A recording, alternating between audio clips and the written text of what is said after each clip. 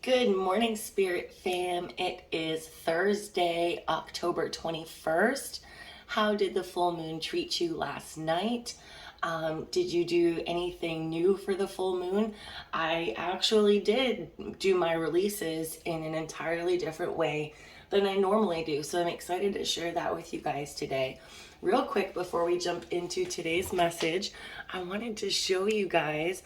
So Adrian at Untethered Crystals, I know I've mentioned her to you guys before, her shop. She had these witch boxes, Maiden, Mother, and Crone. Of course, I got the mother box. And in this box, I got, look at how beautiful. They're pretty much surprise boxes. You have no idea what's going to come in them. I got this beautiful skull tea candle holder. I got some raw pink tourmaline, and a bunch of stuff actually, which I'm going to show in another video. I just wanted to show you guys what I had out here, as well as, gosh, I forget what this is right off the top of my head. It's too early for me. But let's jump into today's message. Well, how about I light the candle first? I feel like more and more often lately I've been forgetting to light my candle. All right, so today we have midnight, the most magical hour of all. The dark, it envelops me. The witching hour awaits. True magic and enchantment and spells that change fates. Ooh. In the middle of the night, midnight, is the hour in which it is believed that ghosts, witches, ghouls, and magic are most likely to be active. Transition times, such as noon, the time between tides, or even dark moon, are traditionally powerful times for magical transformation. In some Christian traditions, the witching hour is seen at 3 a.m. That's what I see it as, because it is the opposite to the time that Jesus is said to have died at 3 p.m. I did not know that. But there is some consensus that midnight is the time of greatest magic, particularly around Halloween. As soon as the clock strikes midnight on Halloween, it is said that the spirits flow forward through the veil and, if benevolent, bring positive messages. If not so benevolent, they are mischievous and play tricks at best, or at worst cause havoc. And for me personally, I always think between midnight and 3. But 3 is really like the most active for me personally throughout my life. Allow yourself to relax into the benevolent darkness of midnight. You may feel this is your darkest hour, but know that the light will return again. The dawn always follows the darkest night. Know too that it is important to recognize that we all have darkness within us, just as we have light, and this isn't something to hide from. Now, what I'm really getting from this message here is not just so much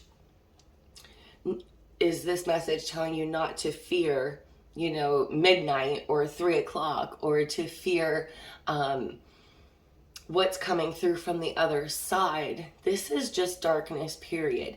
And I feel like after I had my last stomach flare up, I was talking a lot about how we can't have the light without the darkness. Now, for me personally, I was in the darkness for days and days and days, and it felt like I was never going to see the light again. And once you're in that darkness for so long, you almost forget what the light is like, and you can almost start to lose your faith. And this message today is just a reminder to you that if you feel like you are stuck in that midnight, in that darkest hour, that remember, it really is the most magical. And I know it's hard to even think myself when I was in that much pain that it was actually magical. But there were some wonderful things that came from it. There were wonderful people that I met. I figured out what was going on with myself for the most part. And I appreciated the light a whole lot more, right? Because I had to be in that darkness, in that complete sense of darkness. And if you are there right now, okay, remember, the dawn always follows the darkest night.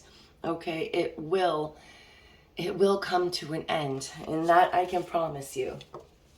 And then what else do we have today? We have a reflection card. I feel like we haven't had any reflection cards at all. So I'm excited. The deepest craving of human nature is the need to be appreciated, a quote by William James, and I find that to be very true. How can you show your appreciation for those around you today? Find a way using your words, your actions, or your body.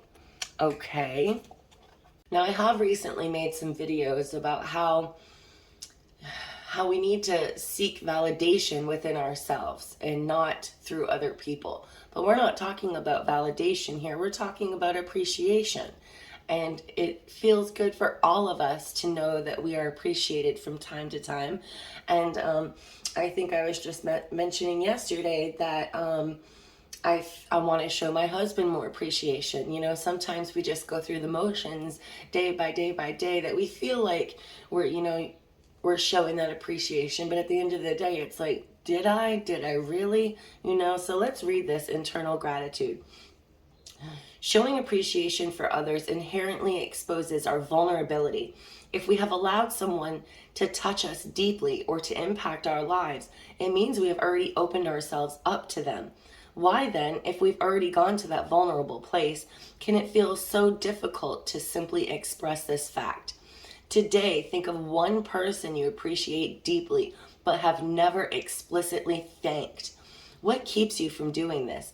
If the answer is nothing, make a point today of reaching out to them.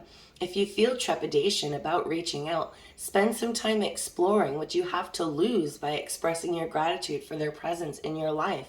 And ponder this: is private appreciation really appreciation at all? Wow, okay. And you know what? Personally, I think that it is. Because sometimes, we can show appreciation to someone in front of a bunch of other people and make it a spectacle and a big deal because we just want everybody in the whole world to know that we really appreciate this one person and what they have done for us. But the question here, is private appreciation really appreciated at all? Well, I will tell you right now that if somebody who has been vulnerable with me can even just whisper in my ear, I appreciate you. Yes, that is still very touching of the heart. I don't feel like they need to tell everybody they appreciate me. I think just telling me alone is enough, but that is my own personal opinion. And of course, this changes from situation to situation. So, external gratitude. Sometimes our gratitude is specific and pointed towards a particular individual who has helped, supported, or inspired us. Other times, our appreciation is diffuse, large, all-encompassing.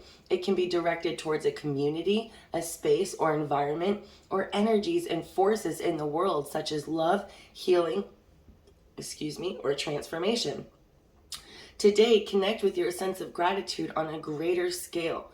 What forces in the world have inspired you most in your life and impacted the person you are today? How can you radiate thanks back out to the universe for these gifts? So as soon as I read what forces in the world have inspired you most in your life, I literally thought of certain teachers throughout my life. High school teachers, elementary school teachers, even one of my college professors, guidance counselors. These are the people that come to my mind. Now, how can I radiate thanks back out to the universe for these gifts? Well, I can try to seek them out and get in touch with them and let them know how much they impacted my life, or I can take the lessons that they've taught me and I can help teach others those same lessons and bring that same impact to others. That's really what I'm seeing here. So today's oracle message is really saying, if you find yourself in an hour of darkness, that it's going to be okay. That the light does follow the darkness and not to fear the darkness, as difficult as that may be. It's almost something we have to train ourselves to do. And then on top of that, show somebody how much you appreciate them. Show them or tell them, whichever comes to your heart first. But it is true that we all do need to feel appreciated. So I want you to start with those that are closest to you. Because yes, this can radiate out to the person at the drive-thru who gives you your coffee every morning. You know, you can be like, I appreciate you. But first, let's think about people closest to us, our immediate circle, our immediate friends, our immediate family. And if you do feel like you have been regularly letting them all know how much they mean to you and what an impact they've had on your life, then go greater. Go, community, neighborhood, and let them know that you appreciate them. Let's all show appreciation to someone or many someones in our lives today. Okay, guys, I hope you all have a super awesome day. It seems like I've been really quiet on social media, but it's only because my creative juices have been flowing like crazy. I have a bunch of videos I'm about to put out. I am opening up an Etsy shop. I am changing a bunch of stuff on my website, and I'm really excited to show you guys all.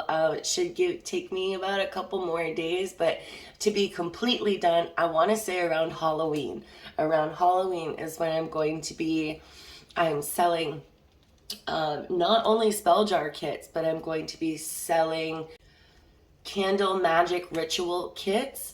And then, as you know, I've changed I've added in some prices to my tarot readings. I've added Zoom readings, which I have had one, and as intimidating as it may seem at first, I know Spirit will give them to me as I can handle them. So, the universe never gives you any more than you can handle, and that is the truth.